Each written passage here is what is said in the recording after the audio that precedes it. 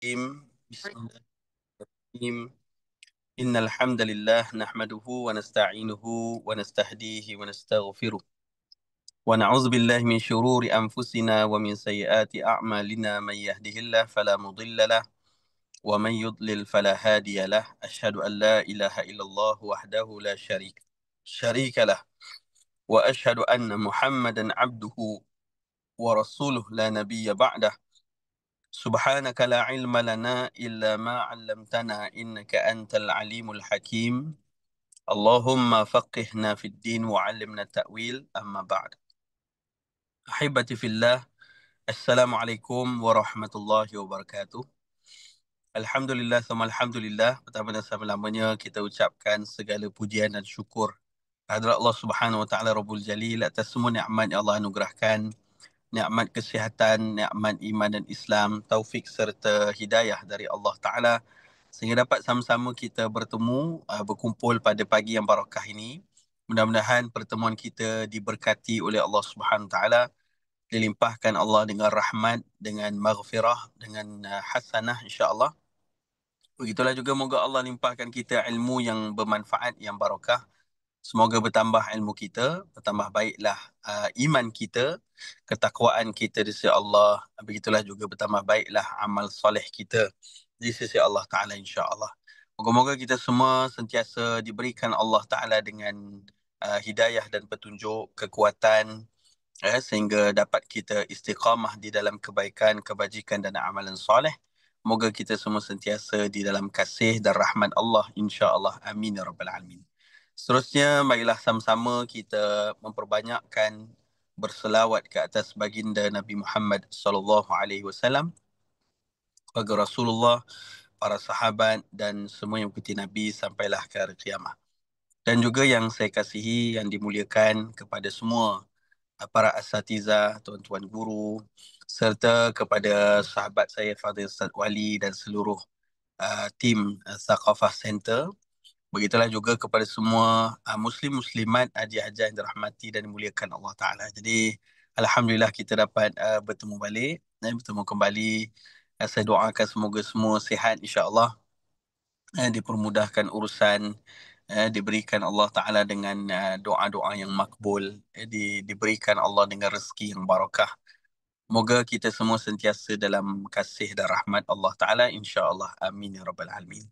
Jadi para jemaah sekalian dirahmati Allah Ta'ala, pada pagi ini kita nak menyambung siri Tadabbur Al-Quran, dan pada pagi ini kita buka satu ayat yang sangat istimewa dari surah Al-Qasas ayat ke-77. Dan ini adalah ayat-ayat motivasi dalam Quran, ya. Ayat-ayat yang memberikan kita, kita sebut sebagai kunci-kunci, ya, untuk membuka pintu-pintu kebaikan, keberkatan di dunia dan di akhirat, ya. Sebab itu dalam doa kita, Allahumma, ya, kita mohon kepada Allah Subhanahu Wa Taala, sebagaimana kita ketika tawaf, ketika melakukan tawaf sama ada umrah, haji, ya, kita tawaf tu daripada rukun Yamani sampailah rukun Hajar Aswad, ya. Kita akan doa, Rabbana atina fid dunya hasanah wa fil akhirati hasanah wa qina azabannar. Inilah doa kita, kan. Doa yang Nabi SAW sendiri pun ajar untuk kita baca ketika waktu itu, kan. Maksudnya apa? Rabbana, wahai Tuhan kami, atina fid dunya, berikanlah kepada kami di dunia ini hasanah, kebaikan. Wa fil akhirati hasanah, dan juga di hari akhirat itu kebaikan. Wa qina azaban nar, dan jauhkanlah kami daripada azab api neraka. Jadi itu yang kita mohon kepada Allah, ya. Dan biasanya kita sambung, wa adkhilnal jannata ma'al abrar ya azizu ya ghaffar ya rabbal alamin. Dan masukkanlah kami ke dalam syurga-Mu ya Allah, bersama orang-orang yang maknanya apa, yang melakukan kebaikan, kebajikan. Begitulah juga uh, ya Allah, kemudian kita pun memuji Allah SWT, ya Aziz, yang maha perkasa, ya Ghaffar, yang maha pengampun, ya Rabbal Alamin, Tuhan semesta alam. Jadi ini doa pun yang kita biasa amalkan setiap kali lepas solat, ya. Moga-moga Allah masukkan kita di kalangan orang yang berjaya dunia dan akhirat. Inilah dia yang kita nak sama-sama belajar pada pagi ni. Sifat-sifat orang yang berjaya dunia dan akhirat. InsyaAllah kita mulakan dahulu dari surah Al-Qasas ayat ke-77. Jadi kita bacakan ayat Quran ini. Qala Allah Ta'ala, A'udzu billahi minasyaitonir rajim. وابتغ فيما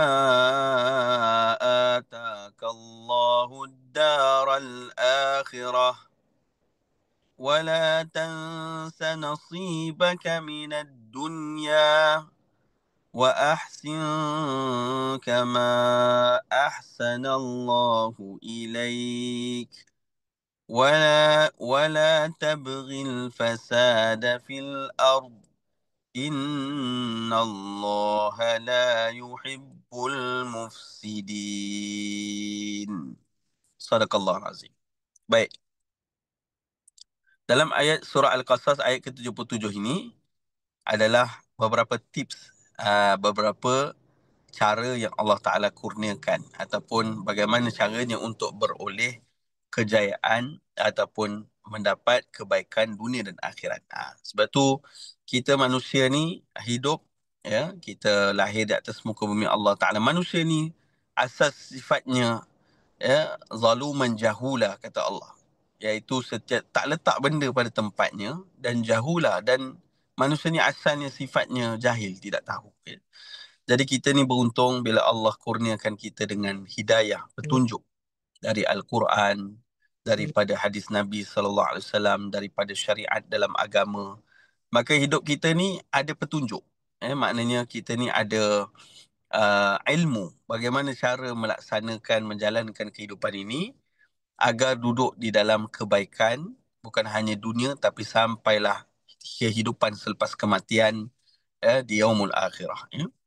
Jadi sebab itulah beruntung kita bila kita adanya petunjuk-petunjuk ini. Sebab itu Nabi SAW bersabda dalam sebuah hadis, Taraktu fikum amraini ma tamassaktum bihima lan tadillu abadan. Kata bagi Nabi SAW, aku tinggalkan buatmu dengan dua perkara. Sekiranya kamu berpegang teguh, maknanya kita belajar, kita mendalaminya, kita mentadaburinya, kita mengamalkannya, lan tadillu abadan. Lan tu artinya nafi abad, selama-lamanya. Kata Nabi, kamu tidak akan sesat, ya. Apakah yang patut kamu fokuskan itu dalam hidup? Kitab Allah wa sunnati, Al-Quran dan juga sunnahku. Jadi pada masa sekarang Ta'ala, dengan itulah Allah kurniakan kita petunjuk, ilmu, bagaimana nak menjalankan kehidupan kita. Dan termasuklah ayat Quran pada pagi ini kita bacakan sebagai petunjuk, sebagai hidayah dari Allah. Bagaimana melaksanakan kehidupan agar beroleh dengan kebaikan, insya-Allah. Baik, apa makna ayat Quran tadi? Pertama, wabtaghi fima atakallahu daral akhirah. Kata Allah Ta'ala, tuntutlah dengan segala nikmat yang Allah berikan di dunia ini, yang telah Allah berikan kepada kamu, akan pahala dan kebahagiaan di hari akhirat. Jadi maksud yang pertama, carilah kejayaan akhirat. Itu carilah kejayaan akhirat, kata Allah SWT, negeri akhirat ataupun di hari akhirat. Wala tansa nasibaka minad dunya, dan janganlah kamu melupakan bahagianmu ataupun kejayaan, ya, atau kehidupan kamu di dunia, nasib kamu di dunia. Jadi ini adalah poin pertama yang Allah ajar kita, ya. Dalam kehidupan dunia ini, tuntutlah kejayaan akhirat dan kejayaan dunia. Dua-dua ni mesti cari. Dua-dua ni mestilah dituntut, mestilah dicari, mestilah berusaha mencarinya. Kejayaan di akhirat dan seterusnya di dunia. Jadi selalunya orang cakap, carilah kejayaan dunia, kemudian barulah cari akhirat. Betul kan? Selalu kita dengar macam tu kan? Maksudnya kalau kita dalam kehidupan kita, kita selalu akan sebut solat, kerjalah dulu, kerjalah. tapi jangan lupa solat. Kan selalu macam tu kan. Kerjalah tapi jangan lupa solat. Sebenarnya terbalik kan. Sepatutnya solatlah tapi jangan lupa kerja. Itu yang sebenarnya yang Allah Taala bawakan kepada kita dalam ayat ini. Artinya poin yang pertama, nak dapat kejayaan, letaklah akhirat dulu sebelum dunia. Itu konsep dia, ya. Konsep yang pertama Allah bawa, letaklah akhirat dulu sebelum dunia. Wabtaghi fima atakallahu daral akhirah. Dan tuntutlah kesenangan, kebahagiaan, kejayaan di hari akhirat. Wala tansa nasibaka minad dunya. Dan janganlah kamu melupakan bahagian, keperluan, ya, kebahagiaan, kejayaan kamu di dunia. Ni dia punya konsep dia. Jadi sebab itulah dalam ayat ini Allah Subhanahu Wa Taala memberikan kita satu formula atau konsep yang sangat luar biasa. Meletakkan akhirat dulu sebelum dunia. Bukan dunia dulu baru akhirat.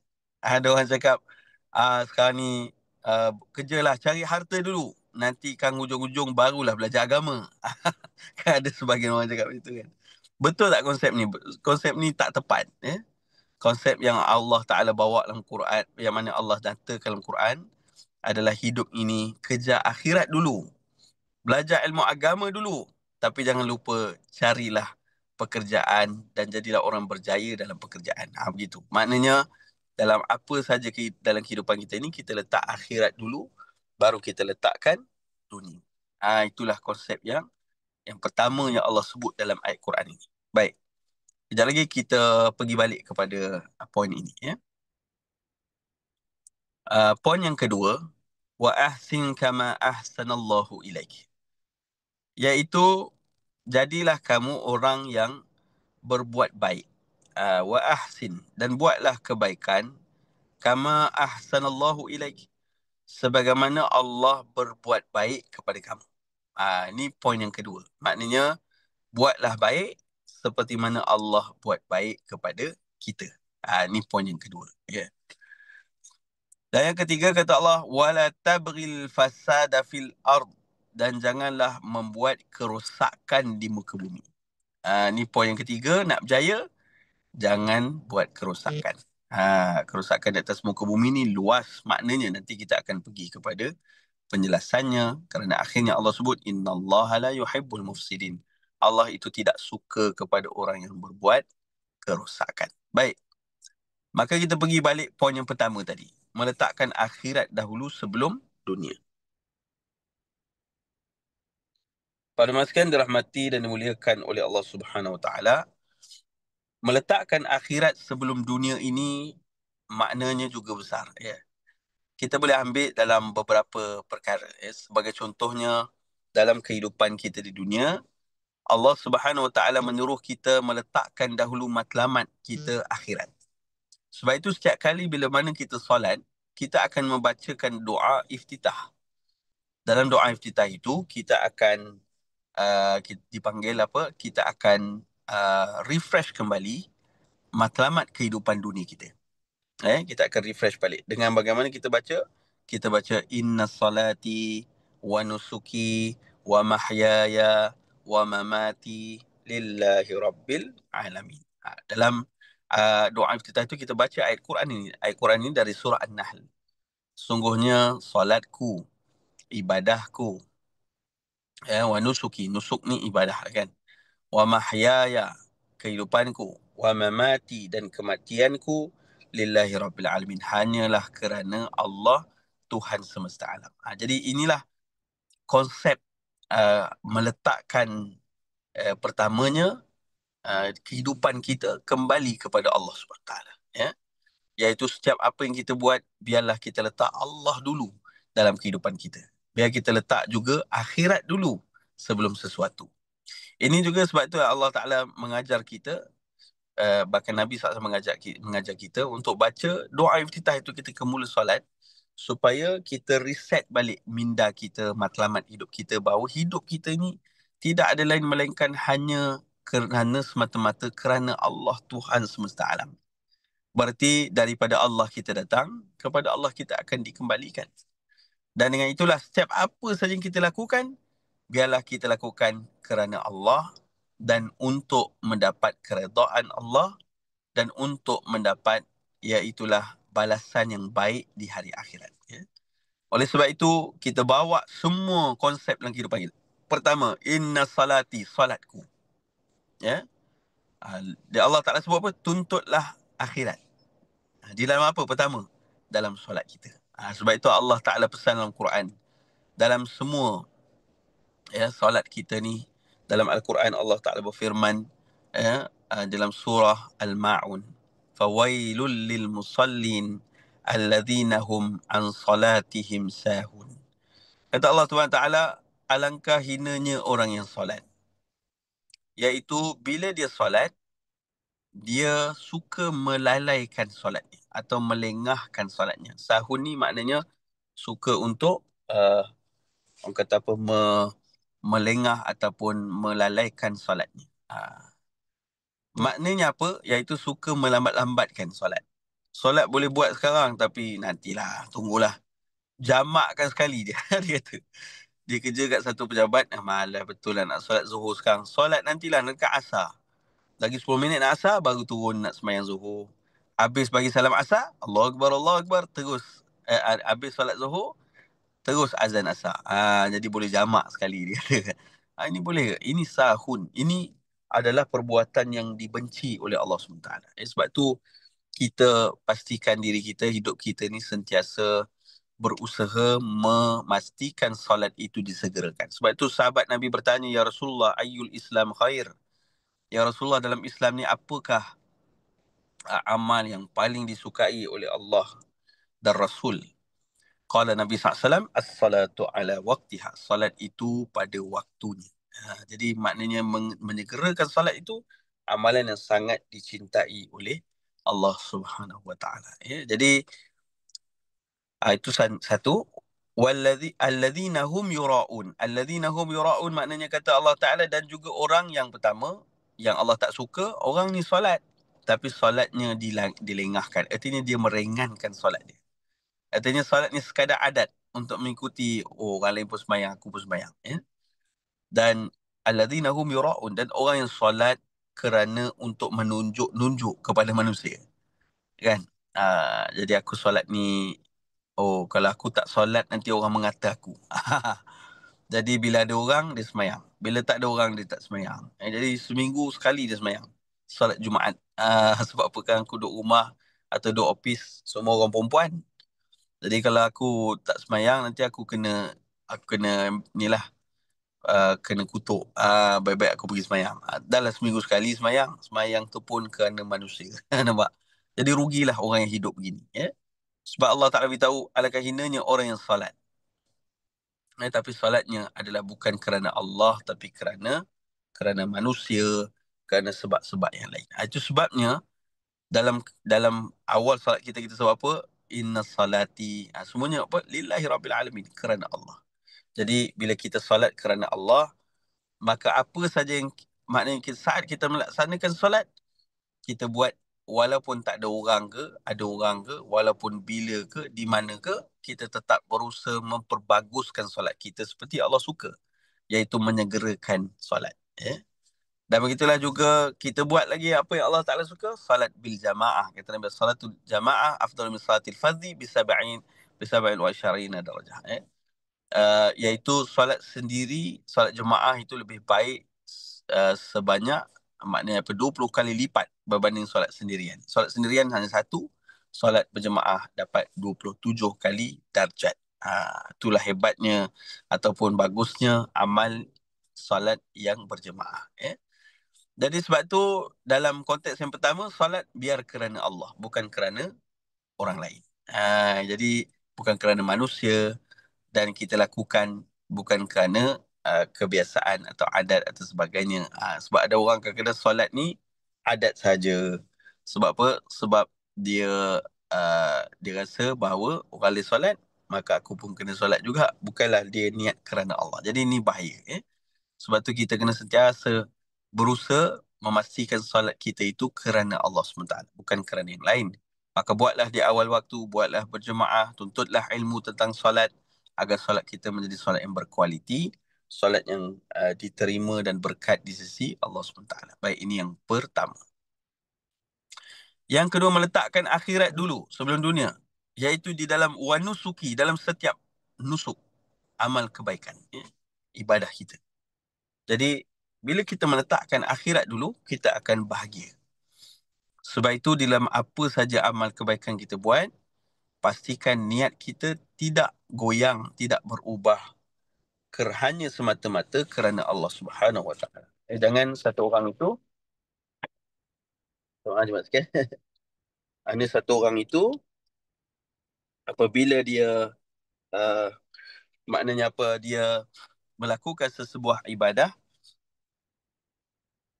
sesebuah amal ibadah itu, maka pastikan apa yang saat dia beribadah, dia sentiasa pastikan hatinya lillahi ta'ala, kan? Sebagai contohnya, kita ambil lah amalan sedekah. Sedekah ni kan ibadah, ya. Jadi sentiasa bila seorang tu beribadah, pastikan niatnya tidak berubah melainkan hanya semata-mata kerana Allah Subhanahu Wa Taala, ya.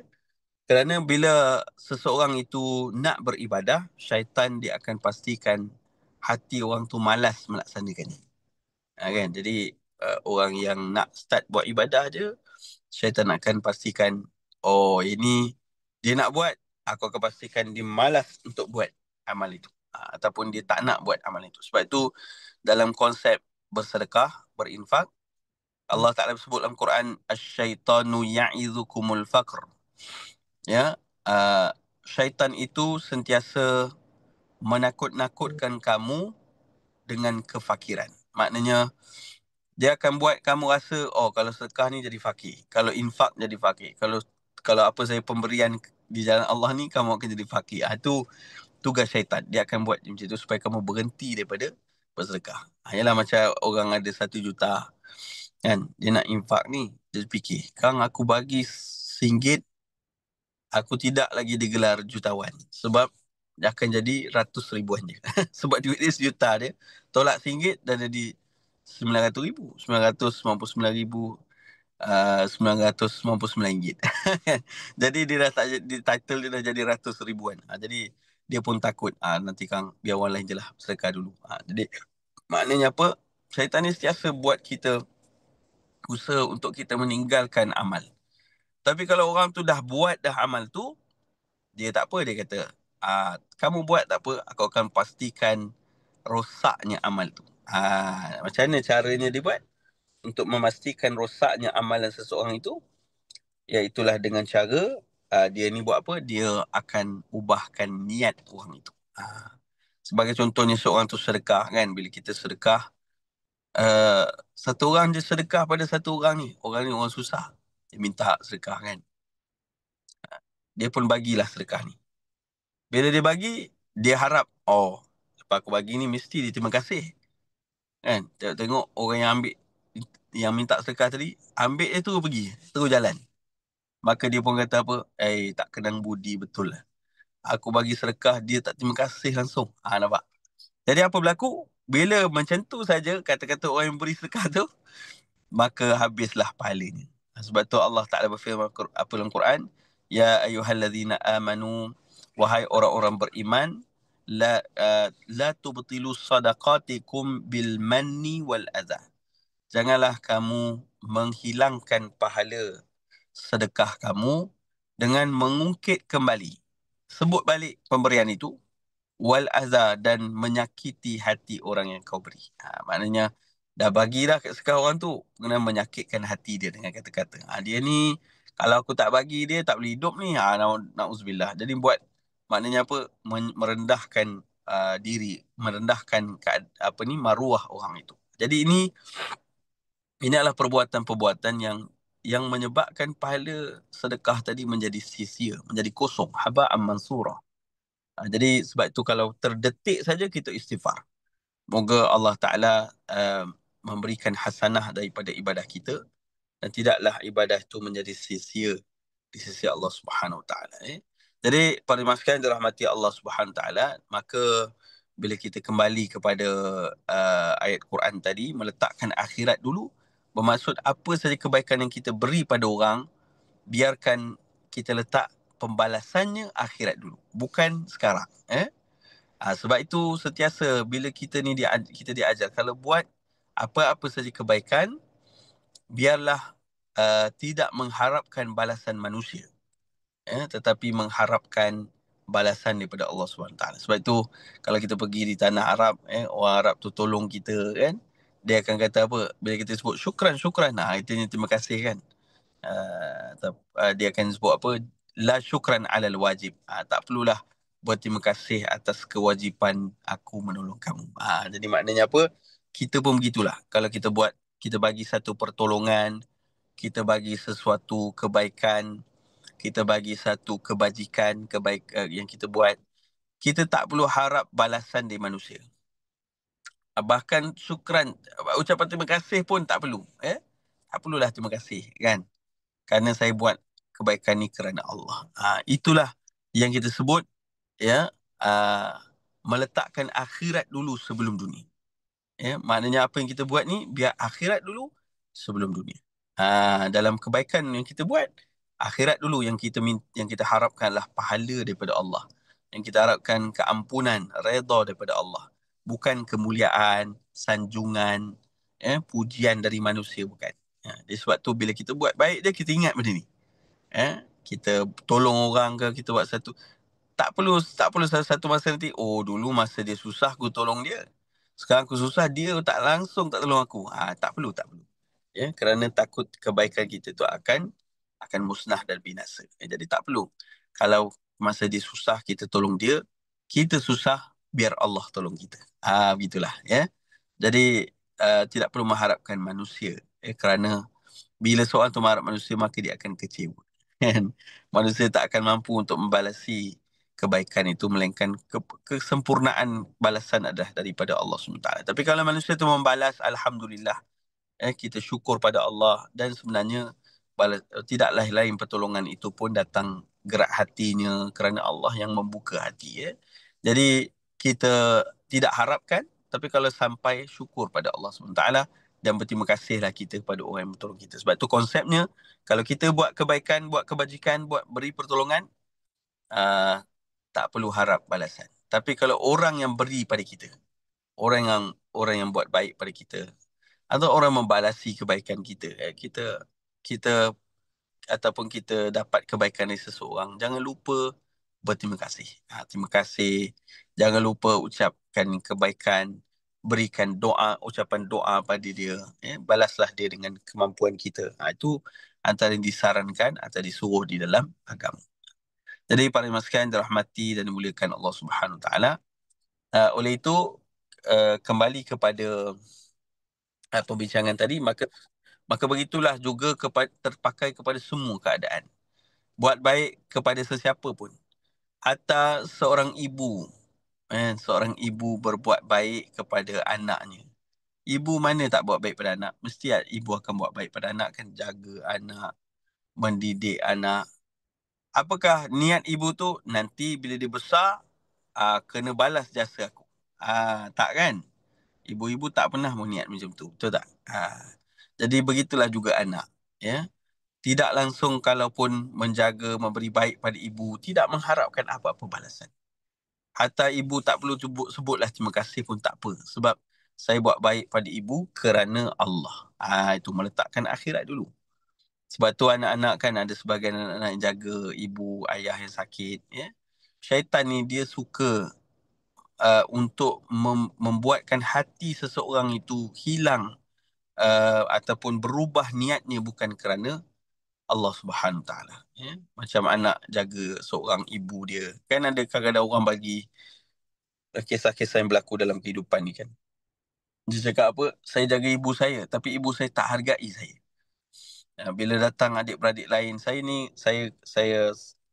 berhenti kerja untuk jaga ibu saya keluarkan duit harta saya untuk jaga ibu saya. Adik-beradik lain datang melawat dia. Kemudian bila adik-beradik saya datang melawat, dia gembira, cerita semua ni. Tapi bila adik-beradik semua dah balik, dengan saya ni diam je, tak cakap apa pun. Cakap pun macam tak suka je kan. Jadi saya rasa macam kecewa, saya rasa macam berduka. Dan saya rasa tak tak apa ni, tak sepatutnya ibu ni buat macam ni pada saya. Ni apa dia? Ujian. Yang hakikatnya anak itu sudah sangat dekat dengan syurga Allah Ta'ala. Bila seorang anak tu dia jaga mak atau ayah dia, memang tu jalan pintas dia masuk syurga Allah SWT.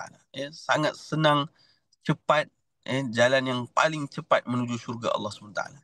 Sebab tu ada seorang dulu sahabat Nabi namanya Uwais Al-Qarni kan. Dia ni sebenarnya sahabat Nabi, tapi dia tak sempat jumpa Nabi, jadi dia tak masuk dalam golongan sahabat Nabi. Dia masuk dalam golongan tabi'in. Tabi'in ni apa? Generasi anak-anak sahabat, generasi selepas daripada Nabi wafat. Maksudnya dia tak sempat jumpa Rasulullah SAW. Tapi sebelum Nabi wafat, Nabi lah yang beritahu kepada sahabat, antaranya Sayyidina Umar dan Sayyidina Ali, bahawa nanti akan ada seorang yang dipanggil Ahsanut Tabi'in. Di kalangan tabi'in dia lah yang paling tertinggi sekali, paling tinggi kedudukannya. Siapa dia? Uwais bin Qarn. Seorang nama Uwais daripada tempat di Yaman namanya Qarni, Jadi akhir Qarn, jadi akhirnya dia digelar Uwais Al-Qarni, Doanya tidak akan ditolak oleh Allah SWT. Macam mana Nabi tahu? Allah beritahu pada dia. Maka mengapa dia mulia? Antara sebab dia tak sempat jumpa Nabi adalah kerana dia jaga mak dia. Mak dia dalam keadaan lumpuh, Jadi dia tak sempat jumpa Rasulullah SAW. Tapi Allah beritahu kepada Rasulullah tentang orang yang mulia ini. Baik, sekian. Sekejap, sekian. Bateri nak dekat habis. Tak, maaf. Baik, kita sebut tentang sambungan kepada tadi. Jadi apabila kita sebutkan dengan anak yang menjaga ibunya, begitu besar pahalanya, kan? Tapi syaitan ni dia tak akan biarkan seorang anak tu senang-senang masuk syurga. Oleh sebab itulah dia akan pastikan dia hasut hati anak itu supaya tidak ikhlas menjaga ibunya. Dan mungkin dalam keadaan begitu juga respon dan keadaan sekeliling tu menyebabkan dia lebih kuat niatnya untuk menjaga ibunya, bukan kerana sebab Allah tapi kerana penghargaan. Na'udzubillah. Jadi sebab itulah syaitan dibuat begitu, supaya anak ni akhirnya tidak dapat pahala daripada usahanya. Sedangkan menjaga ibu tu pahalanya begitu besar dan mempercepatkan perjalanan ke syurga. Na'udzubillah. Jadi sebab itulah kita, bila ada je niat, kita dah niat asal buat baik, tapi tiba-tiba berlaku di pertengahan jalan ujian-ujian yang macam ni, maka kita jangan mudah terubah niat kita. Seperti seorang sahabat Nabi yang namanya Abu Bakar As-Siddiq radhiyallahu anhu, pernah dia menolong seorang dari saudara dia, nama Mistah. Jadi Mistah ni dia miskin, tapi dia sentiasa ditolong oleh Abu Bakar. Abu Bakar bagi makan, bagi macam-macam harta dan sebagainya. Tapi bila Sayyidah Aisyah difitnah, kan pernah ada kisah Sayyidah Aisyah difitnah, Mistah ni lah orang yang menyebarkan fitnah tu. Dia tidak menyelidik, tapi dia pergi sebarkan. Dia pergi jumpa orang ni, dia cakap. Jumpa orang ni, dia cakap. Sampai maknanya orang semua tahu tentang peristiwa tu, padahal benda tu tidak lagi jelas. Jadi Abu Bakar Siddiq terus dia kata apa? Aku tidak akan tolong lagi dia. Selepas ni, takkan lagi bantu dia. Sebab dia menyebarkan fitnah. Tentang Sayyidina Aisyah, sedangkan belum dapat lagi jawapan ataupun daripada Allah tidak turun lagi ayat Quran ni. Tapi akhirnya turunnya ayat Quran membebaskan Sayyidina Aisyah daripada fitnah, dan masa yang sama turun juga ayat Quran yang menceritakan tentang Abu Bakar Siddiq, janganlah kerana sebab sesuatu dia berhenti dari buat kebaikan kepada saudaranya yang juga adalah ulil qurba, adalah adik keluarganya. Begitulah juga di kalangan orang yang berhijrah, iaitulah Mistah itu. Maka selepas itu Abu Bakar Siddiq terus memberikan kebaikan juga. Maknanya terus tolong kepada saudaranya. Walaupun dia pada awalnya telah pun kata, dia tarik balik sumpah dia, dia teruskan menolong Mistah itu, dia kata sampailah sebila-bila. Jadi ini maknanya apa? Biarlah buat baik tu sentiasa kita letak akhirat dulu. Biar balasan daripada Allah Ta'ala. Kalau manusia tak balas, tak apa. Kan? Manusia tak balas dengan kebaikan pun tak apa. Ada orang dia buat baik, bukan manusia balas dengan kebaikan, manusia balas dengan kecaman. Ada juga. Jadi sebab tu sentiasa dalam kita buat baik ni ada ujian-ujian. Pastikan wabtaghi fima atakallahu daral akhirat, dan kamu mencari akhirat, letaklah akhirat dulu. Kemudian barulah letak dunia. Jadi maknanya apa? Dan juga ni dalam konteks ibadah ni, letaklah niat kerana Allah dulu. Barulah kita letak maknanya apa, barulah kemudian tu yang lain. Maknanya letak Allah SWT dalam setiap amalan dan setiap ibadah, dalam setiap perkara kebaikan yang kita lakukan. Kemudian uh, wa mahyaya wa mamati, kehidupanku dan kematianku.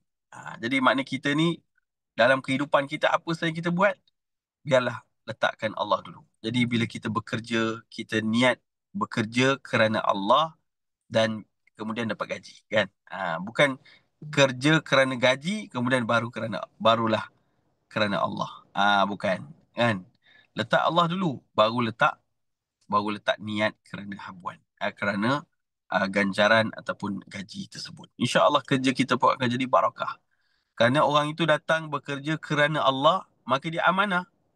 Walaupun bosnya tak nampak dia, kan, walaupun CCTV tak rakam dia, tapi dia buat kerja dengan tekun, dengan ikhlas, dengan jujur dan amanah, kerana dia buat kerja itu kerana Allah. Dan Allah itu maha memerhatikan, Allah itu maha menilai apa yang dia lakukan.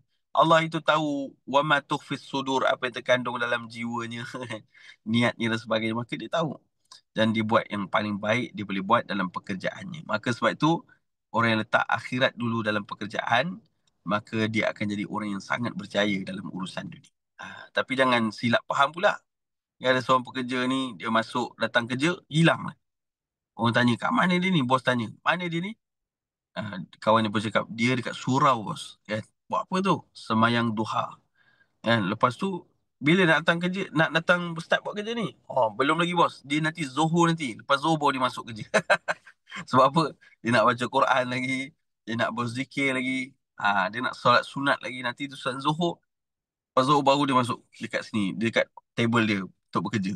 Ni salah faham ni, bos semua kata, ini bukan kerja ni. Kan? Jadi bos pun buang dia cari orang lain. Jadi ini pun konsep yang salah. Bukan maksudnya letak akhirat dulu dalam pekerjaan. Mana masuk kerja, semayang sunat, kan, berzikir, sampai tak buat langsung tugasannya. Jadi ini salah, konsep yang salah. Ibadat dalam pekerjaan itu ibadah. Kita buat pekerjaan kita yang halal, dan hasilnya halal. Semua itu adalah ibadah. Jadi masuk tu terus buat kerja, jujur amal, itu semua berpahala. Itu semua mendapat pahala di sisi Allah SWT. Di samping itu, dalam masuk waktu Zuhur, kita solat. Jadi kita meletakkan akhirat dulu, itu niat kita kerja kerana Allah Ta'ala dan menjaga perintah-perintah Allah, solat, ikhtilat, dan begitulah juga kata-kata, perbuatan kita agar tidak buat dosa. Dan masa sama, kita memastikan apa yang kita buat adalah profesional, hasil yang terbaik. Inilah yang menjadikan kerja itu ibadah. Dan begitulah juga yang lain, makan kita, minum kita, sebelum makan kita pun membacakan doa seperti Nabi suruh. Sekurang-kurangnya samillah, kata Nabi, bacalah bismillah. Dan begitulah juga kita dalam minum, kita ikuti sunnah-sunnah Nabi SAW dalam setiap perbuatan. Bagi meletakkan akhirat dulu. Kemudian hasil kebaikan itu Allah akan beri di dunia. Sebab tu orang yang buat perkara yang disunahkan Nabi SAW, siasat apa yang dibuat itu akan memberi manfaat kebaikan baginya, dunia dan juga akhirat. Jadi kita ikut sunnah Nabi, kita akan siasa dapat yang terbaik. Makan, minum, duduk, makan jangan menggunakan tangan kanan. Makan maksudnya kita pergi tandas pula, kita tutup kepala, kemudian kita baca ta'awuz dan sebagainya. Jadi sunnah Nabi siasa akan bawa kita kepada kebaikan, insya-Allah. Dan begitulah juga kematian kita. Maka seluruh kehidupan kita lillahi rabbil alamin, hanya kerana Allah, dan kita letak akhirat dan matlamat, balasan biarlah di hari akhirat. Maka sebab itulah kalau berlaku perselisihan pun kita tidak mahu teruskan, kerana kita tahu kalau kita teruskan mungkin persentasenya akan jadi lebih besar. Maka kita biar saja. Maknanya kalaupun dia ni tak apalah, beralah dengan orang yang tidak tahu. Sebab tu kata Allah Ta'ala dalam Al-Quran, wa idza khatabahumul jahiluna qalu salaman. Datang orang yang jahil orang kata apa, uh, menyebut sesuatu yang mengguris hati kamu, ya, maka jangan kamu ambil, jangan kita apa, marah balik, maknanya apa, buat balik sama macam dia, tak, kan. Tapi qalu salama, ucapkanlah ucapan salam sejahtera bagi kamu. Dah cukup, kan. Jadi orang yang menjauhi pergaduhan ini, kata Nabi SAW, Allah akan binakan baginya mahligai dalam syurga Allah Ta'ala. Jadi kita begitulah, tuan-tuan sekalian. Itu dalam hal urusan orang dengan kita. Tapi kalau orang tu dia buat buruk kepada agama, kita tak boleh diam. Kita kena ada respon. Kan? Buat buruk pada diri kita, kita boleh maafkan. Ya? Tapi buat buruk, maknanya menghina Allah, menghina Rasulullah, menghina agama, ini kita tak boleh diam. Ini kita kena ada respon. Itu sebab tu Nabi SAW bila Abu Jahal buat buruk pada Nabi, ya, suruh orang letakkan bangkai unta atas kepala Nabi, suruh itulah, buat itu, buat ini, macam-macam lah. Jadi Nabi SAW maafkan.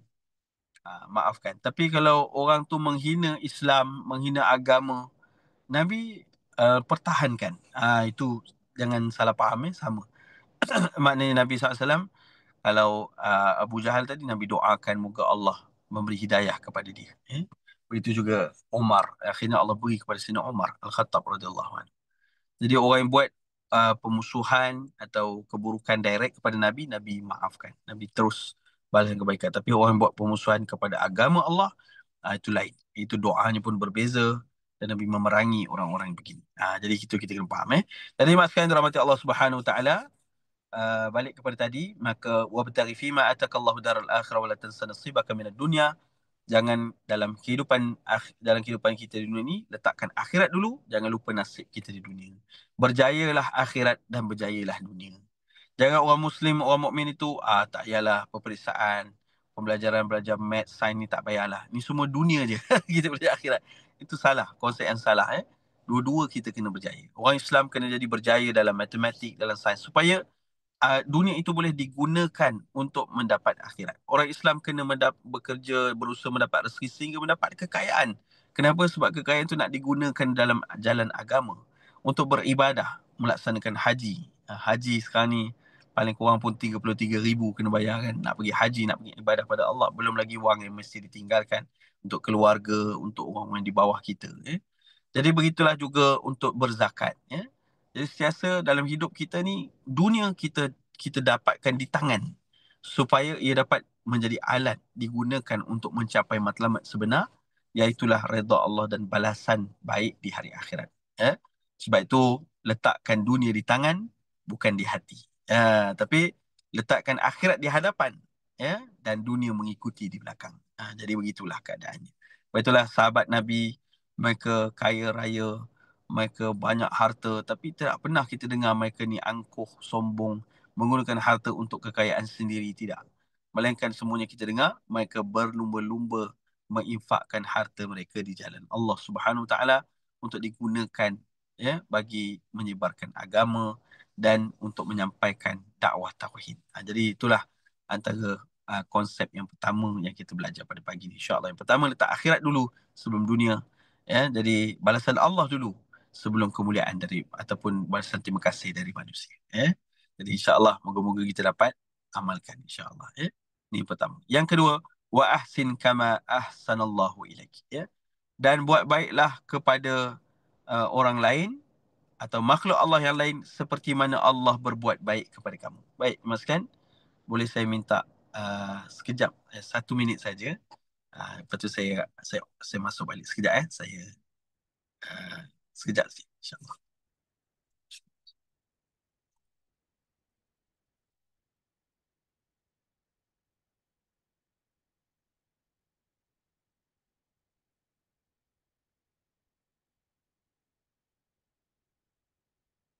Okey, sampai tak 1 minit?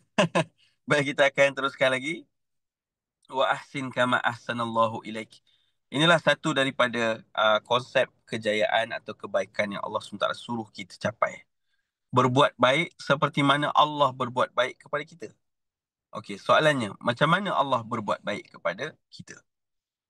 Allah Subhanahu Wa Taala berbuat baik kepada manusia dengan pelbagai kebaikan. Dalam Al-Quran, Allah Taala berfirman, uh, bila kita nak menghitung, kalaulah kita nak cuba untuk menyenaraikan menghitung semua nikmat yang Allah beri pada kita.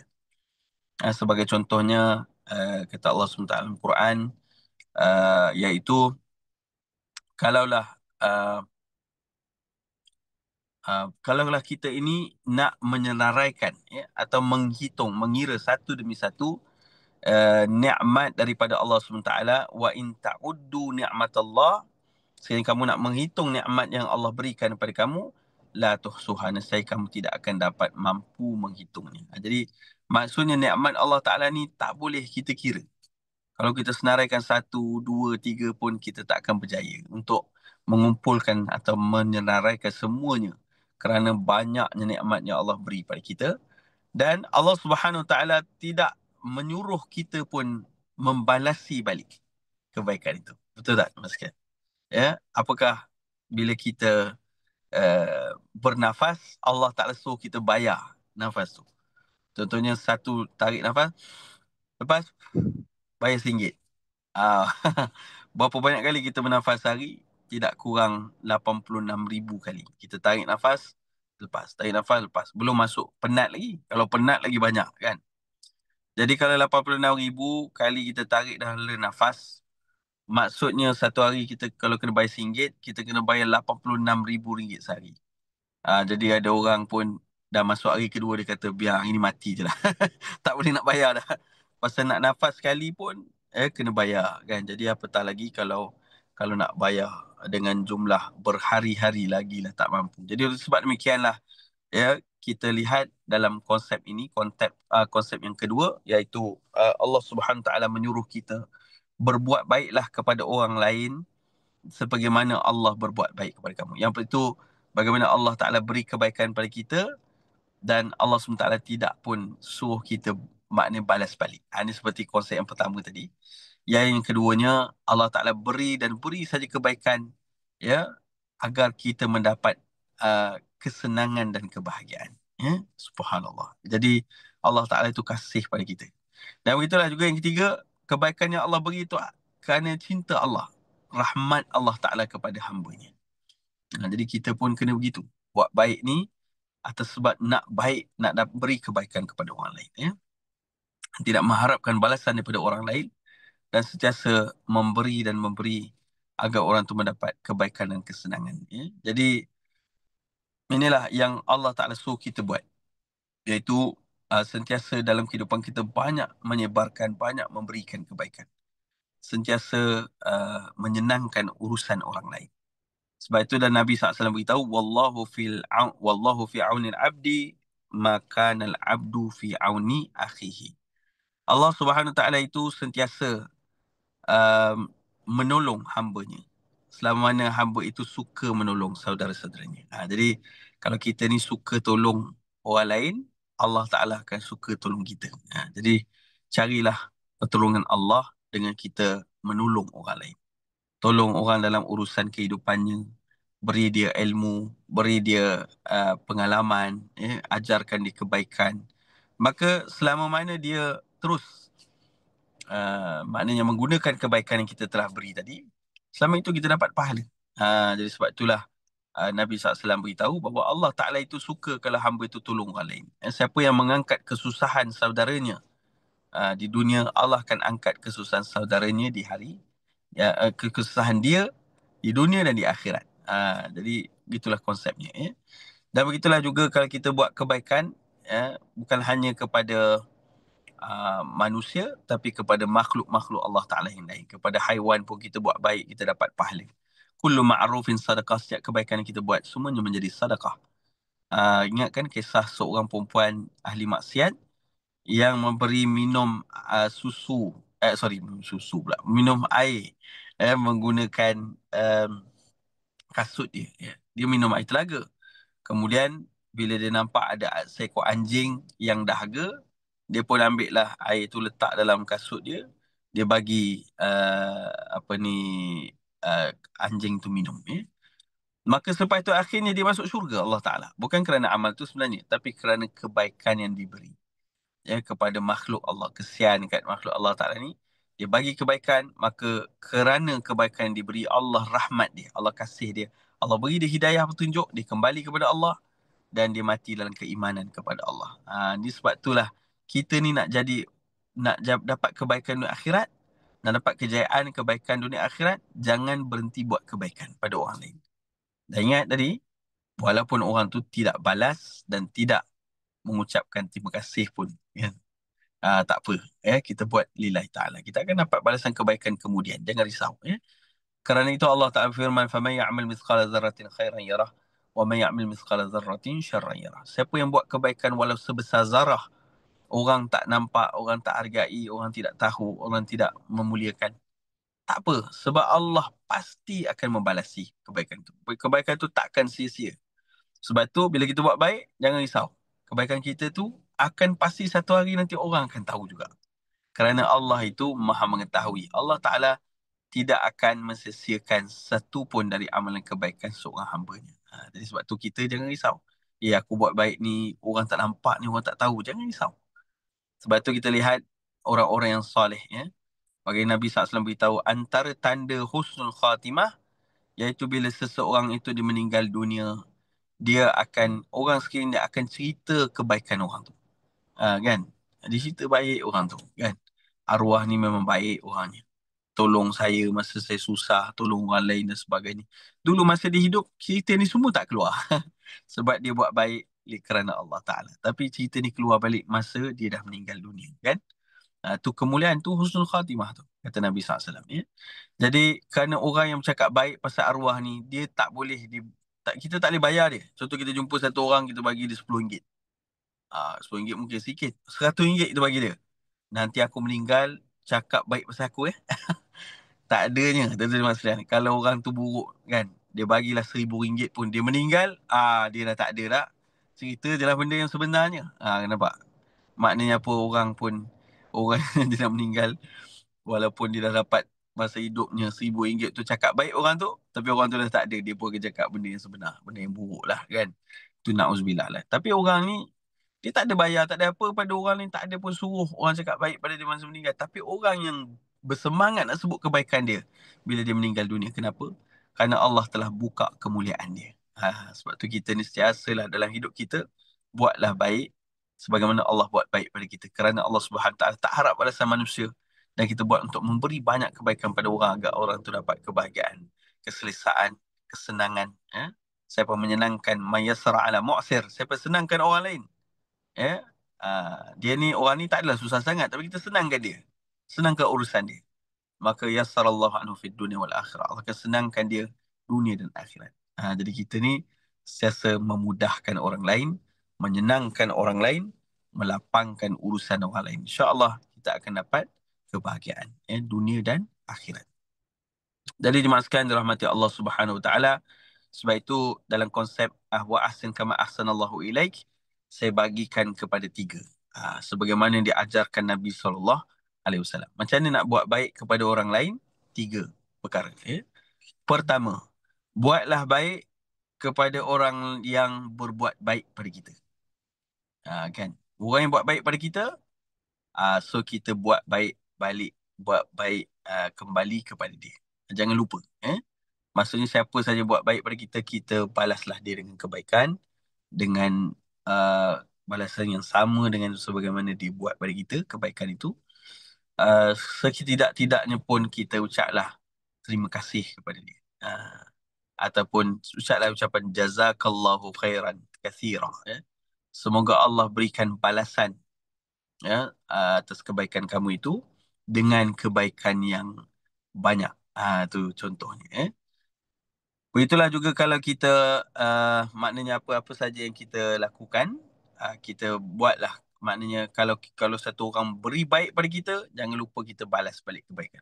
Antaranya siapa yang kita nak selalu buat kebaikan, ibu ayah kita. yang tak berhenti buat baik pada kita. Jangan lupa balas kebaikan mereka. Ada orang kadang-kadang dia dengan orang lain dia banyak buat kebaikan, tapi dengan mak ayah dia lebih kurang dia buat. Ya? Jadi jangan. Kita ni ada kemampuan buat baik dengan mak ayah, buatlah. Sementara mereka masih ada. Kerana kalau mereka dah tak ada, boleh lagi buat baik pada mereka. Kita sedekah untuk mereka. Kita maknanya apa, uh, buat amal kebaikan untuk mereka kan. Boleh. Tapi kita akan kehilangan sesuatu, itu doa mereka. Jadi sebab itulah masa hidup ni ada peluang mak ayah masih ada, buatlah baik sebanyaknya. Kan? Satu orang ni buat baik, buat amal soleh banyak, sembahyang sunat, Quran, sedekah, baguslah. Tapi dengan mak ayah ni langsung tak indah. Kan? Rugilah orang macam ni. Jadi sebab tu kita, mak ayah kita ambil berat. Selalu balas kebaikan mereka. Yang begitulah seterusnya, balaslah kebaikan pasangan kita. Pasangan kita ucap terima kasih. Selalu bagi komplimen atas kebaikan mereka. Begitulah juga kepada kebaikan kepada mana orang sekeliling kita yang banyak buat baik pada kita. Selalulah kita selalulah kita membalasi dengan kebaikan, insya-Allah. Ini yang pertama. Jadi sebagaimana walaupun kebaikan itu kecil sekali, seperti Nabi SAW ada seorang sahabat ajak dia pergi ke rumah untuk makan. Nama sahabat tu Jabir bin Abdullah radhiyallahu anhu. Jabir ni ajak, "Ya Rasulullah, jom hari ni makan di rumah saya." Nabi pun datang. Jadi bila Nabi SAW datang ke rumah Jabir, tengok-tengok Jabir hidang roti Arab dia. Roti Arab kosong gitu. Jadi kalau kita lah kan, dah ajak datang rumah mesti hidangan sedap. Kurang-kurang kambing kan. Tapi ni tak ada apa. Tapi macam itulah. Nabi SAW seorang yang kita kena contohi. Walaupun kecil begitu usaha, kecil begitu kebaikan diberikan, tapi tetap Nabi usaha membalasi kebaikan itu dengan komplimen, dengan pujian yang menggembirakan Jabir. Kerana Jabir itu ikhlas. Jadi akhirnya Nabi tanya, ada tak sesuatu nak cicah? Yang ada hanyalah cuka kurma. Nabi itu tak berbawa. Nabi pun koyak uh, roti itu, cicah dengan cuka kurma, Nabi makan. Nabi kata, oh sedap ni makanan Jabir. Jabir seronok sangat. Ini dalam hadis. Jadi itu membuat maksud kita ni jangan uh, tinggalkan kebaikan yang dapat walaupun kebaikan itu kecil. Jangan kita tidak hargailah. Ucap terima kasih, bacakan doa untuk orang yang memberi kebaikan itu. Sekurang-kurangnya bacakanlah jazakallah khairan, kathira. Itu balas, semoga Allah balas kebaikan kamu dengan kebaikan yang banyak, insya-Allah. Yang kedua, berbuat baik kepada orang yang tidak berbuat apa-apa pada kita. Maknanya orang ni tak tahu siapa, tak kenal pun dia siapa, tak tahu pun dia ni orang mana ke kan. Tapi ada peluang buat baik, kita buat baik.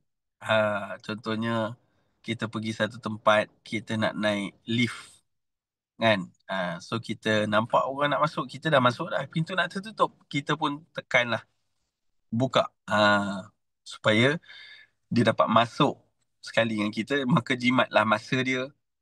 Dan senanglah untuk dia kan. Jadi kita dapat pahala.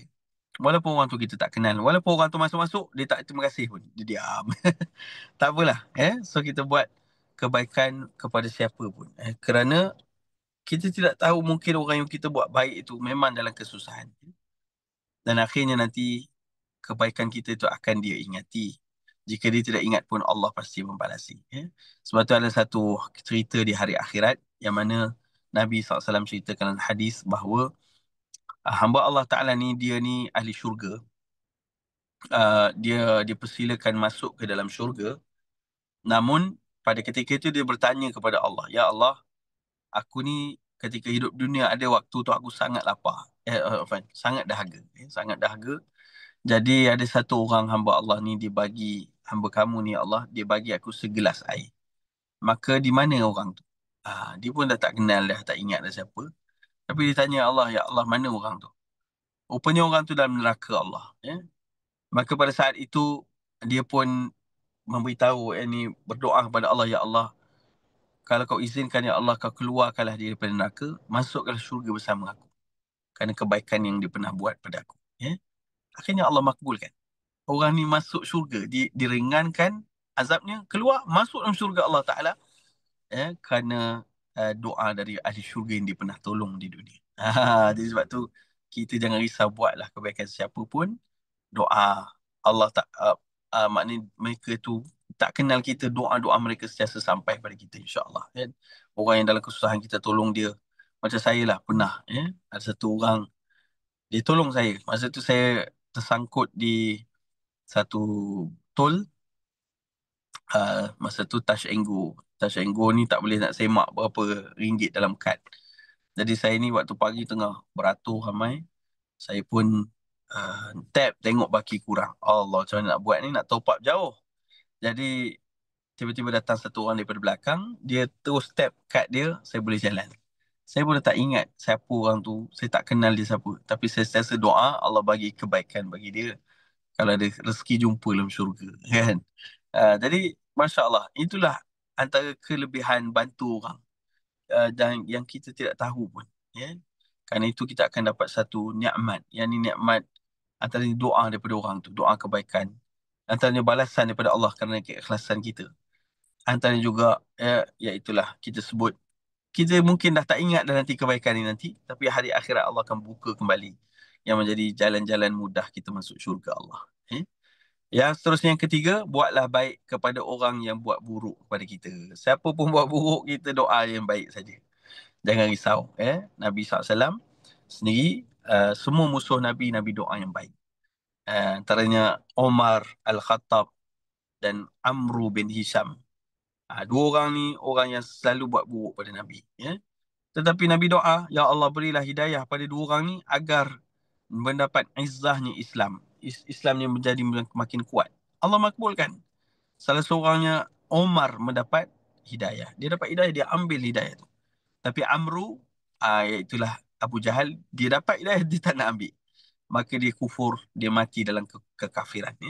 Tapi Omar menjadi sahabat Nabi, bahkan akhirnya menjadi di antara yang Nabi sebut minal asyara mubasyirin bil jannah, di antara orang yang dijamin syurga walaupun masih hidup di dunia. Ya Allah, hebat. Jadi maknanya apa, kita ni kalau orang buat buruk pada kita, doa yang baik untuk dia. Itu kita kena tahu konsep tadi ya. Kalau buat buruk pada kita, tak apa, doa baik. Tapi kalau buat buruk pada Islam, buat buruk pada agama Allah, maka itu doa keburukan. Doa yang buat zalim, macam di Palestin, buat zalim kepada saudara kita. Yang hari ini keluar lagi berita, mereka melakukan serangan 72 jam tanpa berhenti. Bayangkan, ya Allah, 2 hari tak berhenti, bom, bom, bom. Sampai beratus-ratus orang yang telah syahid. Itu yang ratus tu hanya direkodkan, yang belum direkodkan banyak lagi. Ya Allah, semoga Allah binasakan golongan yang zalim ini. Jadi kita dalam konsep ini kita kena faham. Dan kalau keburukan itu dibuat khas untuk diri kita, satu orang yang buat sesuatu pada kita, kan. Kita doa yang baik. Kita balasilah kembali dengan kebaikan. InsyaAllah, uh, moga-moga Allah makbulkan. Dan jadilah, moga-moga orang yang dia musuh pada kita asalnya, akhirnya menjadi teman kita. Dan menjadi sahabat sampai dalam syurga. Wallahualam. Jadi sebab tu, buatlah kebaikan walaupun pada orang yang buat buruk pada kita. Inilah wa ahsin kama ahsanallahu ilaik. Baik. Sekarang kita pergi kepada poin yang ketiga dalam ayat Quran surah Al-Qasas ini. Sekejap, maksudkan. Okey. Kata Allah Ta'ala, wala tabghil fasada fil ard. Janganlah kamu melakukan kerosakan di atas muka bumi. Ni kerosakan ni apa? Maknanya membuat perkara yang tidak baik. Perkara yang dimurkai oleh Allah, perkara yang tidak disukai oleh Allah Subhanahu Taala. Pertama, fasad di atas muka bumi ini bagaimana? Iaitu melakukan dosa-dosa. Semua dosa membawa kepada kefasadan. Walaupun dosa tu dia kata, aku ni buat dosa, aku seorang je ni. Contoh dia kata, dia minum arak. Minum arak, dia buat seorang. Tapi dia pula memandu, kemudian dia mabuk, dia langgar orang, sampai membunuh orang lain, atau membuat jenayah-jenayah yang lain kerana hilang akal ni. Maka dia dah buat fasad di atas muka bumi Allah Ta'ala. Sebab itu apa saja yang disebut dengan dosa, seorang mukmin itu perlu merasakan dosa tu walaupun nampak kecil, tapi dia, kata Nabi, orang yang beriman dia akan rasa dosa itu bagaikan satu gunung yang nak menghempap dia. Jadi kita rasa Ya, dengan dosa tu walaupun dosa kecil, tapi kita takut kepada Allah, kita meninggalkannya. Ya. Begitulah juga yang keduanya, fasad di atas muka bumi Allah Ta'ala. Kalau tadi dosa dengan Allah Ta'ala, begitulah yang kedua, dosa dengan manusia. Ya, kita jauhi. Fasad, yakni buat kerosakan, uh, dia dengan apa? Dengan kita kata apa? Tidak menjaga hablum minan nas. Kefasadan itu dengan menyebarkan fitnah, dengan kata apa? Menormalisasikan perbuatan tiada adab dan sebagainya. Ini kerusakan, ya. Dan Allah Ta'ala suruh kita jauhi perkara ini. Sebab itu bukan hanya dalam kehidupan ini kita menjaga hablum minallah, hubungan dengan Allah, ibadah, perkara-perkara yang lain, tetapi juga kita menjaga hubungan dengan manusia. Jangan dengan manusia tak jaga, tapi dengan Allah dia jaga, tapi dengan manusia tak jaga. Ataupun dengan manusia dia jaga, dengan Allah dia tak jaga. Jangan salah satu dia tinggalkan. Mesti dua-dua kita pelihara. Contohnya seorang yang menjaga semayang, mesti jaga hubungan dengan manusia. Dengan manusia siapa yang Allah Ta'ala suruh jaga? Dengan ibu bapanya. Begitulah juga dengan manusia yang lain. Ya. Sebab apa? Sebab kalau seorang tu dia buat baik, maknanya dia buat amal soleh dah bagus dah. Tapi dengan manusia dia tak bagus. Jadi dia akan bermasalah di hari akhirat nanti. Dia sangka dengan apa ni, pahala puasanya, pahala amal ni dia dapat kebaikan di hari akhirat, dia dapat orang kata apa, balasan baik. Tapi akhirnya uh, di akhirat orang-orang yang dia buat zalim ni menuntut, ya Allah, dia ni telah buat jahat pada aku, dia sebar berita fitnah pada aku, dalam sampai susah kehidupanku. Begitulah sekian-sekian. Akhirnya setiap orang ni dia kena balas balik dengan balasan apa tu? Dengan balasan pahala-pahala yang dia ada. Akhirnya sampai muflis, dia tak ada pahala. Dan kemudian dia kena tanggung pula dosa orang-orang tu, sebab masih ramai lagi orang yang beratur. Akhirnya dia dihumbankan dalam neraka Allah. Jadi sebab itulah jaga hubungan dengan manusia itu penting.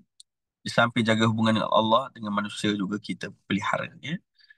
Jadi, dan fasad yang lain, jangan buat kerosakan atas muka bumi dengan kita mengotorkan alam sekitar. Kan? Orang, orang sangka kalau fasad di atas muka bumi ni uh, maknanya perkara biasa je kan. Tapi contohnya kita buat kerosakan dengan buang sampah merata tempat. Ya, dia buat ibadah bagus lah, solat bagus, jaga hubungan dengan manusia bagus, tapi buang sampah merata tempat. Ambil sampah, buang kat cermin dia, kan? Buang kat tingkap. Jadi orang lain kena kutip sampah dia. Masuk tandas, tak jaga kebersihan. Dia buang najis pun dia tidak bersihkan balik tempat tu. Jadi orang lain kena buat kerja untuk dia. Orang lain kena bersihkan kotoran yang dia buat. Ini tak boleh. Dalam hal ini, fasad di atas muka bumi itu juga termasuk alam sekitar. Kita mesti jaga alam sekitar ni.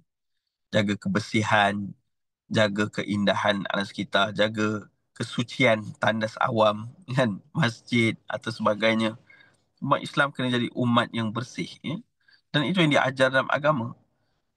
Sebab tu Nabi kata apa, an-nazafatu, ataupun disebutkan at-tuhur syatrul iman. Ah, Apa ni, kebersihan, kesucian itu sebahagian daripada iman. Jadi kalau kita ada iman, kita kena jaga kebersihan, ya.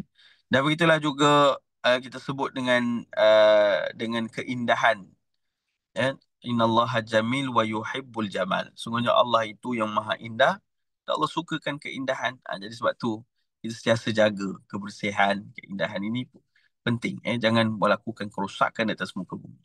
Ya, jangan buat sesuatu yang la darar wala dirar. Jangan buat sesuatu yang memudaratkan orang lain dan memudaratkan diri sendiri. Gitu. Jadi perkara-perkara yang mesti dielakkan. Jadi begitulah juga fasad di atas muka bumi ini, iaitu janganlah berbuat zalim kepada haiwan, kepada makhluk Allah yang lain, ya, berbuat zalim terhadap alam sekitar ataupun kepada manusia, dan sebagainya. Kerana semua ni perkara yang Allah tidak sukai. Innallaha la yuhibbul mufsidin. Sungguhnya Allah tidak suka kepada orang yang melakukan kefasadan, kerosakan. Jadi oleh sebab itu, jemaah sekalian dalam mata Ta'ala, dalam apa je konsep, konteks dan kehidupan kita, kita jangan melakukan kezaliman.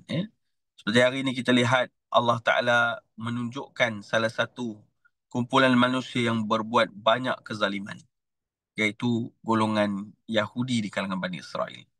Ya, sampai Allah Subhanahu Wa Ta'ala sebut la tufsidunna fil ardi. Orang-orang Yahudi ini, kata Allah, mereka akan melakukan kerusakan di atas muka bumi ini. Marratain, begitu besar sekali, sebanyak 2 kali. Wala ta'lunna uluwan kabira. Dan mereka itu orang yang sombong dan teramat-amat dahsyat kesombongannya. Jadi, orang yang buat kerusakan ni, orang yang sombong, kata Allah Ta'ala dalam Quran. Iaitulah cara contoh Allah tunjukkan golongan Yahudi. Apa kerusakan mereka buat? Bukan hanya mereka kata apa, uh, merampas tanah Palestin, bukannya mereka menghalau rakyat Palestin, mereka membunuh rakyat Palestin. Dan begitulah juga mereka menghancur. Maaf, mereka membinasakan pokok-pokok di Palestin ini. Di Palestin ini asalnya ada apa, watini wa zaitun, buah tin dan buah zaitun. Lalu akhirnya mereka bila dah takluk satu kawasan di Palestin, mereka tebang semua pokok-pokok ni. Mereka buang semua pokok-pokok ni, mereka korek tanah, dan akhirnya mereka gantikan dengan pokok yang lain supaya hilang identiti Palestin. Hilang identiti Palestin ni supaya tanah Palestin itu ditanam dengan pokok yang lain. Maka mereka tanamlah pokok yang pertama, pokok pines, yang kedua pokok al-gharqad. Jadi kenapa mereka tanam pokok gharqad? Sebab Nabi kata apa? Di akhir zaman nanti, bila mereka nak dibunuh oleh orang Muslim, maka orang Yahudi akan bersembunyi di belakang pokok dan di belakang batu. Lalu pokok dan batu ini berkata, fayaqulul hajar aw sajar, ya Muslim ya Abdullah, hadha Yahudiyun khalfi, fata'al faqtulhu. Kata pokok itu dan batu itu, uh, ini di belakang aku ni, wahai orang Muslim, wahai hamba Allah, di belakang aku ni ada orang Yahudi, datanglah dan bunuhlah dia. Maka itu sebabnya mereka ni menyorok di akhir zaman. Tapi Nabi kata illa al-gharqad, kecuali pokok gharqad, dia tak akan bercakap fa innahu min syajaril yahud, dia adalah dari pokok orang Yahudi. Jadi mereka pun tanam pokok gharqad ni banyak-banyak. 220 juta pokok ini ditanam di tanah Palestin. Dan kemudian mereka tanam pokok pine. Pokok pine ni pokok di kawasan musim sejuk. Dan dua-dua pokok ni lah dia tidak sesuai ditanam. Pokok pine ni dia punya daun dia halus, dan dia punya apa ni, ranting kayunya pun kering. Yang akhirnya berlakulah kebakaran. Dan itulah kebakaran hutan yang berlaku di Palestin, di tanah haram Israel itu, Yahudi Zionis itu, sehingga kebakaran itu sampai hari ini. Jadi ini antara kefasadan yang dilakukan yang Allah Ta'ala tunjukkan kesannya. Zaharal fasadu fil barri wal bahr bima kasabat aydin nas. Telah jelasnya kerosakan di atas muka bumi Allah SWT ini, di atas daratan dan juga lautan, bima kasabat aydin nas, atas kerana tangan-tangan manusia sendiri. Jadi sebab itulah pada sekalian Allah Ta'ala suruh kita umat Islam menjauhi melakukan kerosakan di atas muka bumi, kerana Allah tidak menyukai orang-orang yang melakukan kerosakan. Lalu sebab itulah kita lihat dalam tiga-tiga orang kata apa, poin yang ada dalam ayat Quran ini, surah Al-Qasas ayat 77 ni adalah beberapa konsep dalam kehidupan kita yang sangat penting untuk kita amalkan, insya-Allah. Jadi sebab tu kalau kita lihat yang pertama tadi, iaitu Allah SWT suruh kita untuk kata apa, sentiasa meletakkan akhirat dulu sebelum dunia. Meletakkan Allah Ta'ala dulu sebelum apa saja yang lain. Jadi ini konsep yang pertama yang Allah Ta'ala suruh, dan Allah Ta'ala perintahkan kita menuntut kejayaan bukan hanya di akhirat tapi juga di dunia. Maka jadilah orang yang berjaya di dunia, agar dunia ini dapat digunakan bagi mendapat kejayaan yang hakiki di hari akhirat. Jadi ini konsep yang penting dalam kehidupan kita. Sebab itu diajarkan kepada generasi, kepada anak-anak kita atau cucu-cucu kita, bahawa kejayaan dunia ini dia bukan matlamat. Dia bukan penghujungnya. Tidak. Pencapaian dalam dunia ini hanyalah satu tangga ataupun alat untuk menuju kepada kepada kejayaan yang hakikat di hari akhirat, ya, iaitu keredaan Allah dan syurga Allah SWT, dan menjauhi neraka itu, ya. Sebab itu Allah berfirman, faman zuhziya 'anil nar wa udkhilal jannah faqad faz. Dalam kehidupan kita, satu manusia yang berjaya di hari akhirat menjauhkan dirinya daripada neraka Allah dan memasukkan dirinya dalam syurga Allah, maka dialah orang yang berjaya. Jadi orang yang hidup di dunia menjauhi perintah Allah, menjauhi yakni larangan Allah, melakukan semua perintah-perintah Allah, maka dia orang berjaya. Walaupun mungkin kejayaan dunia ni tidaklah besar, tapi kerana dia menjadi orang yang macam tu bertakwa, maka dia jadi orang yang berjaya. Tapi kalau orang tu walaupun dunia ni dia dapat segala jawatan, segala kekayaan, segala ni, tetapi dia orang yang tetap melakukan dosa pada Allah dan tidak melakukan perkara yang disuruh oleh Allah, maka dia tidak menjadi orang berjaya. Namun bagi orang yang dunia pun dia usaha mendapat kejayaan, mendapat harta, pangkat, darjat, dan dia juga bertakwa pada Allah, menjaga hubungan dengan Allah, dengan manusia, dan melaksanakan perintah-perintah Allah, meninggalkan larangan, maka dia juga orang berjaya. Sebab tu dalam kisah dalam Quran, kan, ada orang yang mendapat semua di dunia ni, kekayaan, harta, seperti Qarun. Qarun kekayaan yang luar biasa, ya. Tapi dia sombong dengan Allah. Dia tak mahu menjadi hamba Allah yang taat. Bahkan dia menyelisihi ataupun dia ingkar kepada Allah dan Nabi Musa. Akhirnya Allah tenggelam, Allah laknat dia, tenggelamkan dia dengan hartanya. Seperti juga Firaun yang ada pangkat, darjat yang tinggi, harta dan kuasa, tapi dia ingkar kepada Allah, Allah laknat dia. Kan? Jadi kejayaan tu bukan daripada harta, daripada kuasa, daripada darjat. Dan kerana ada orang juga yang tidak ada apa-apa tapi dia berjaya. Contohnya Bilal bin Rabah, tak ada harta, tak ada darjat, tak ada pangkat, tapi dia orang yang berjaya, sahabat Nabi yang kita kenali, menjadi muazzin Nabi, suaranya sampai ke langit Allah Subhanahu Wa Taala, kemuliaannya luar biasa. Manakala ada juga di kalangan yang dicerita dalam Quran yang memiliki harta yang banyak tapi bertakwa juga kepada Allah, dia juga berjaya. Sebagai contoh Nabi Sulaiman alaihissalam, bala tenteranya di kalangan haiwan, manusia, bahkan jin, ya. Kenderaannya adalah angin, ya, subhanallah. Jadi ini kehebatan yang memiliki takhta yang hebat, tapi dia bertakwa kepada Allah SWT, dia berjaya, ya. Jadi kita mestilah duduk dalam kedudukan berjaya, jangan dudukkan kita dalam kedudukan yang gagal, ya. Maka sebab tu ayat ini memberikan satu kata motivasi kepada kita untuk mengejar kejayaan dunia dan akhirat, dan meletakkan Allah Ta'ala dalam setiap tujuan yang kita lakukan, dan moga-moga kita mendapat kebaikan, insya-Allah, kejayaan dunia akhirat yang kekal, insya-Allah, ya. Yang kedua, wa ahsin kama ahsanallahu ilaik, buatlah kebaikan sebagaimana Allah buat baik kepada kita. Mengikhlaskan hati dalam buat kebaikan kerana Allah tidak mengharapkan balasan dan sentiasa memberi baik kepada orang lain, maka itulah balasannya Allah akan berikan kebaikan yang berterusan buat kita dunia dan akhirat, ya. Maka berteruslah kita sentiasa beri kebaikan walaupun pada orang yang tak buat apa-apa pada kita, dan pada orang yang buat buruk pada kita pun sama, ya. Dan apatah lagi orang yang buat baik pada kita, mestilah kita balasi mereka dengan kebaikan, sekurang-kurangnya dengan doa yang baik dan kata-kata komplimen, kata-kata yang menggembirakan dia, insya-Allah. Dan yang terakhir, janganlah kita buat kerosakan di atas muka bumi Allah Ta'ala.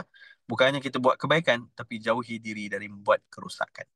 Dengan itu, kita menjauhi diri dari menyebarkan benda yang buruk, ataupun menjauhi diri daripada melakukan perkara keburukan di alam ini.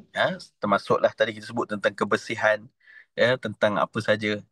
Biarlah kalau kita pergi sebuah tandas tu, kita masuk, kita keluar tandas tu bersih. Walaupun orang lain mungkin masuk tandas, dia orang masuk, dia keluar kotor, tapi kita masuk mestilah jadi bersih, kan, insya-Allah. Jadi kita uh, membaca Al-Quran ini kita amalkan, insya-Allah. Sentiasa tempat yang kita hadir adalah tempat yang membawa kepada kebaikan bagi diri kita, bagi orang lain, insya-Allah, ya. Jadi jemaah sekalian dirahmati Allah Taala, maka inilah perbincangan secara ringkas tentang surah Al-Qasas ayat 77 sebagai pelajaran untuk kita bawa pulang sesuatu hari ini, untuk kita amalkan dan untuk kita sampaikan.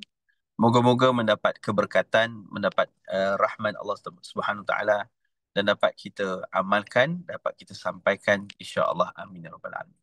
Jadi saya mohon maaf sekiranya ada kekurangan daripada penyampaian saya, dan mungkin juga ada segi teknikal, tadi kamera pun jatuh 2 kali, minta maaf.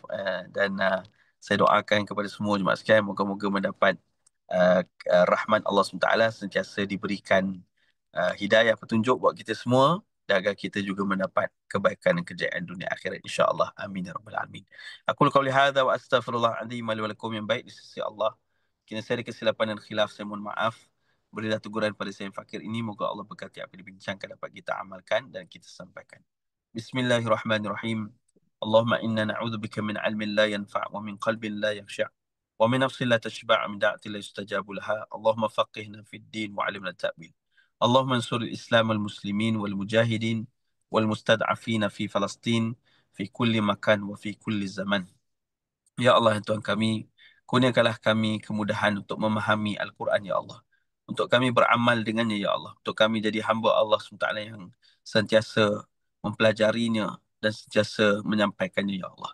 Ya Allah, ya Tuhan kami, jadikanlah kami di kalangan hamba-hamba-Mu yang Kau anugerahkan dengan kesihatan yang berkat, yang ilmu yang berkat, Ya Allah. Kurniakanlah kepada kami kekuatan untuk sentiasa mendahulukan niat kami melakukan apa saja hanya kerana-Mu, Ya Allah. Mudah-mudahan setiap apa yang kami lakukan itu mendapat rahmat-Mu, diterima menjadi ibadah dan hasanah di sisi-Mu, Ya Allah. Ya Allah, jadikanlah kejayaan buat kami di dunia dan di akhirat, buat diri kami, ahli keluarga kami, anak-anak cucu kami, Ya Allah. Berjayakanlah kami di dunia dan berjayakanlah kami di hari akhirat. Ya Allah, ya Tuhan kami, jadikanlah kami orang yang dapat membuat kebaikan dengan ikhlas kerana-Mu, Ya Allah. Kepada siapa saja, bahkan kepada orang yang memusuhi kami, moga mereka mendapat hidayah dan kami mendapat rahmat-Mu, Ya Rabbal Alamin. Ya Allah, jadikanlah kami orang yang menjauhi perkara fasad dalam kehidupan dunia ini. Moga kami sentiasa dapat menaburkan bakti dan kebaikan, dan semoga kami sentiasa mendapat kasih dan rahmat-Mu, Ya Rabbal Alamin. Rabbana atina fid dunya hasanah wa fil akhirati hasanah wa qina adzaban nar. Allahumma akhtim lana bi husnil khatimah wa la takhtim alaina ya Allah bi su'il khatimah. Wa sallallahu ala sayyidina Muhammad wa ala alihi wa sallam. Walhamdulillah rabbil alamin. Assalamualaikum warahmatullahi wabarakatuh. Waalaikumsalam warahmatullahi wabarakatuh.